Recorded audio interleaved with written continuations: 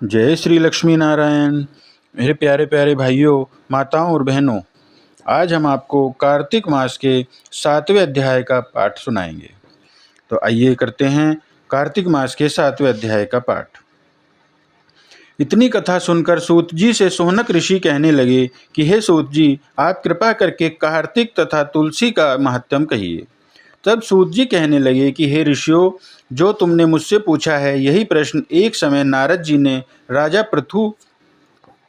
से राजा पृथु ने किया था, और जो कुछ उत्तर नारद जी ने दिया वही मैं तुमसे कहता हूँ।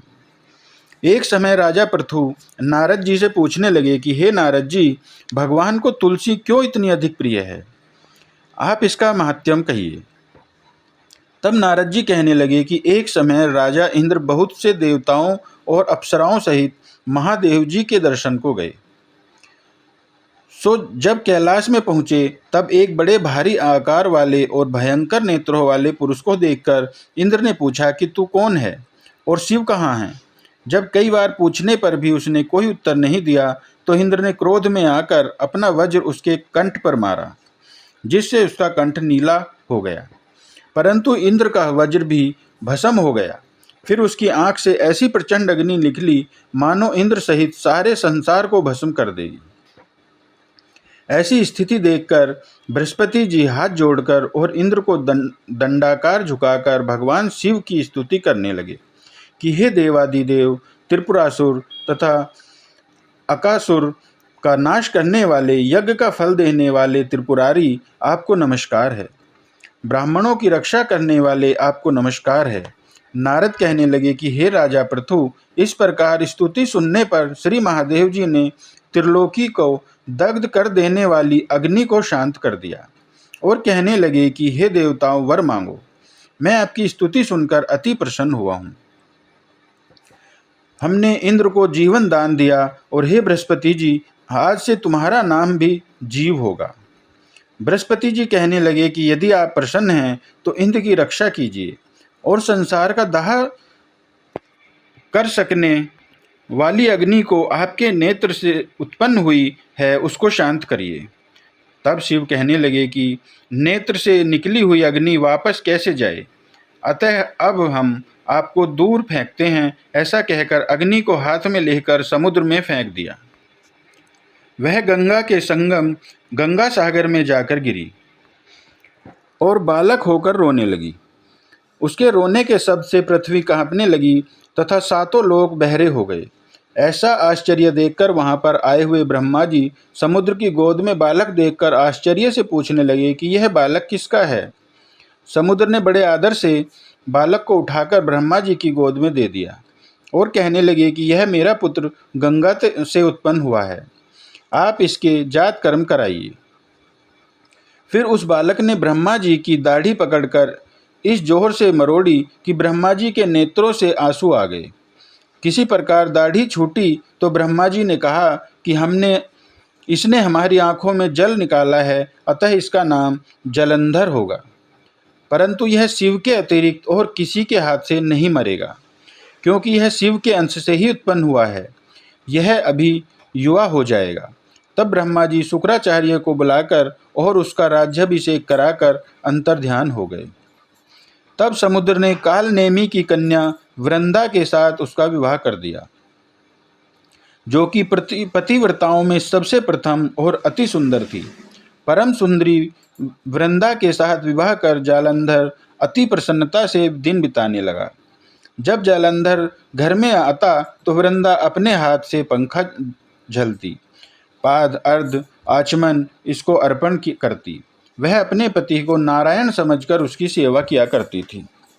नारद जी कहने लगे कि हे राजा पृथु, अब मैं पतिव्रता स्त्रियों के कुछ लक्षण तुमसे कहता हूँ। पतिव्रता स्त्री अपने पति के दुख में दुखी और उसके सुख में सुखी होती है। परदेश जाने पर दुखी और पति के मर जाने पर सती हो जाती है। पति के पाप तथा पुण्य को आधा बांटने वाली स्त्री को अपने पति के मर जाने पर स्वेच्छा से सती हो जाना चाहिए। जो स्त्री सती हो जाती है वह अपने पति के साथ अपने शरीर के 3.5 करोड़ रोमों के अनुसार 3.5 करोड़ वर्ष तक अपने पति के साथ स्वर्ग में वास करती है। जो स्त्री सती होने के लिए जितने कदम शमशान की ओर जाती है, उसको पद पद में एक एक यज्ञ का फल प्राप्त होता है। वह अपने माता पिता तथा पति तीनों कुलों को पवित्र कर देती है। जैसे सपेरा सांप को बिल के बाहर निकाल लेता है, वैसे ही वह अपने पति को नरक से बाहर निकाल लेती है। अतः पतिव्रता स्त्रियों को अपने मृतक पति के साथ सती होना उनका परम धर्म है। इतना कहकर नारद जी बोले, हे राजा पृथु, देवताओं से डरकर सब दैत्य पाताल में भाग गए थे। जालंधर का अभय पाकर फिर पृथ्वी पर आकर घूमने लगे। इसी समय जालंधर ने कटे सिर राहु को देखा तो उसने शुक्राचार्य से इसका कारण पूछा। तब शुक्राचार्य ने समुद्र मंथन तथा देवताओं द्वारा रत्नों के हरण की कथा सुनाई। इस प्रकार पिता का मंथन और दैत्यों का अनादर सुनकर जालंधर ने क्रोध में आकर भस्मर नामक वाले दूत को बुलाकर इंद्र के पास भेजा। वह सभा में जाकर अभिमान पूर्वक इंद्र को नमस्कार न करके कहने लगा कि दैत्यपति जालंधर ने जो कुछ कहा है वह सब तुम सुनो। हमारे पिता का मंथन करके जो तुमने रतन लिए हैं उन पर तुम्हारा कोई अधिकार नहीं है, अतः वे रतन हमको वापस कर दो। भस्मर के ऐसे वचन सुनकर इंद्र भय और विस्मय से कहने लगा कि समुद्र सदैव हमारे शत्रु दानवों की रक्षा करता है, अतः हमने इसको मत कर रतन लिए हैं, इसलिए उन पर दैत्यों का कोई अधिकार नहीं है। दूत ने ये सब समाचार जालंधर से जाकर कहा तो वह अत्यंत क्रोधित हुआ और देवताओं को जीतने का उपाय सोचने लगा। उसने सब दिशाओं तथा पातालों में अपने दूत भेजकर सब दैत्यों को बुलाया और शुंभ तथा निशुंभ को अपना सेनापति बनाकर स्वर्ग के नंदन वन में जाकर इंद्र की अमरावतीपुरी को घेर लिया। तब देवता भी युद्ध के लिए बाहर निकल आए और अनेक प्रकार के शास्त्रार्थों से देवताओं तथा दैत्यों का युद्ध होने लगा। वे सब एक दूसरे को मार मार कर गिराने लगे। सब तरफ रुधिर बहने लगा। मर कर के गिरे हुए घोड़ों और हाथियों से पृथ्वी भर गई। उधर युद्ध में मारे गए दैत्यों को शुक्राचार्य अपनी संजीवनी विद्या से जीवाने लगे। इधर बृहस्पति जी द्रोणाचल की दिव्य औषधियों द्वारा देवताओं को जीवित करने लगे।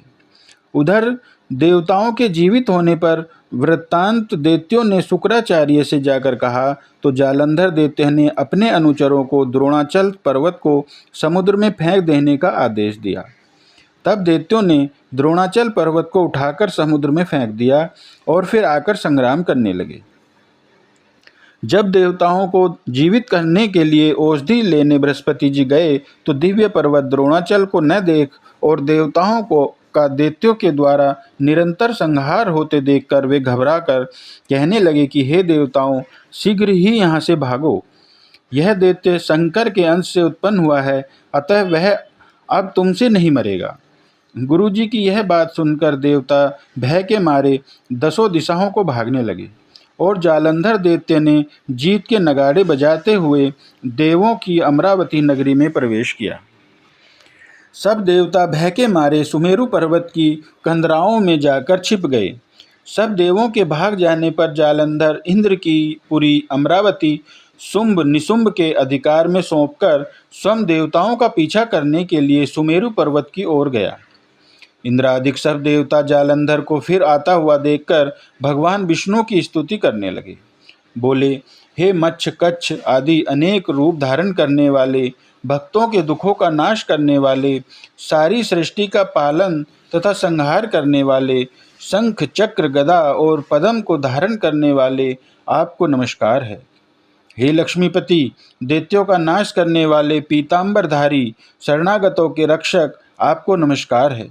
जालंधर दैत्य से दुखित देवताओं के संताप को हरने वाले, सूर्य और चंद्रमा को दो नेत्रों वाले, आपको नमस्कार है।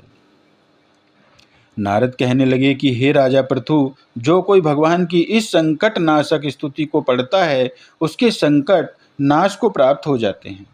भगवान विष्णु देवताओं की स्तुति सुन और उनको दुखी जानकर शीघ्रता से उठ गरुड़ पर सवार होकर जाने लगे तो लक्ष्मी जी ने पूछा कि भगवान, आप कहाँ जा रहे हैं? तब उन्होंने उत्तर दिया कि तुम्हारे भाई जालंधर से पीड़ित देवताओं की सहायता के निमित्त जा रहा हूँ। तब लक्ष्मी जी कहने लगी कि भगवान, मैं आपकी परम प्रिया हूँ, तब आप मेरे भाई को कैसे मारेंगे? तब भगवान ने कहा कि शंकर से उत्पन्न और ब्रह्मा के वचन से हम जालंधर को कदापि नहीं मारेंगे।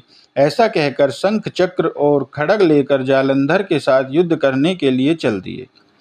जिस समय भगवान युद्ध करने के लिए गए तो बहुत से दैत्य गरुड़ के पंखों के वेग से ही मारे गए। पवन से पीड़ित दैत्यों को देखकर जालंधर को अत्यंत क्रोध आया और वह भी विष्णु के सम्मुख युद्ध को आया। उस समय भगवान विष्णु और जालंधर दैत्य का महाघोर युद्ध हुआ। आकाश में मेघों की तरह बाणों के से ढक गया। तब भगवान ने जालंधर के ध्वजा, छत्र, घोड़े और धनुष सब अपने बाणों से काट डाले। जालंधर ने भी गरुड़ के मस्तक पर गदा मारी, जिसने गरुड़ को मूर्छित कर दिया। भगवान ने उसकी गदा को अपनी तलवार से काट दिया। फिर दोनों का मल्ल युद्ध हुआ। जालंधर ने भगवान की छाती में मुक्का मारा। उस समय भगवान और जालंधर के इस घोर युद्ध को देखकर सारा संसार भयभीत होकर कंपायमान हो गया। तब भगवान विष्णु ने कहा कि हे दैत्यराज, तुम्हारा और हमारा युद्ध ठीक नहीं, क्योंकि तुम लक्ष्मी के भाई हो। तब जालंधर ने कहा, यदि आप प्रसन्न हैं तो मुझको यही वरदान दें कि लक्ष्मी जी तथा अपने गणों सहित आप मेरे घर में वास करो। एवं वस्तु ऐसा ही होगा, कहकर भगवान लक्ष्मी जी सहित जालंधर नगर में चले गए। तब जालंधर देवताओं के स्थान पर सब दैत्यों को नियुक्त करके जालंधर नगर में निवास करने लगा। और देव, गंधर्व, किन्नर, यक्ष आदि के पास जो भी रत्न थे, वे सब अपने अधिकार में करके निशुंभ को शासन करने के लिए पाताल में भेज दिया। वहां उसने शेष आदि नागों को वश में कर लिया।